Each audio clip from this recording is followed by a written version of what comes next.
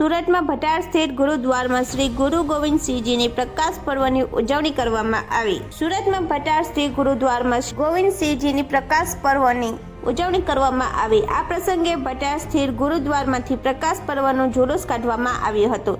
આ જુલુસમાં શીખ ધર્મના લોકો મોટી સંખ્યામાં જોડાયા હતા। આ જુલુસમાં શીખ ધર્મના કર્તવ્યબાજોએ અવનવા કરતબ બતાવીને લોકોના દિલ જીત્યા હતા।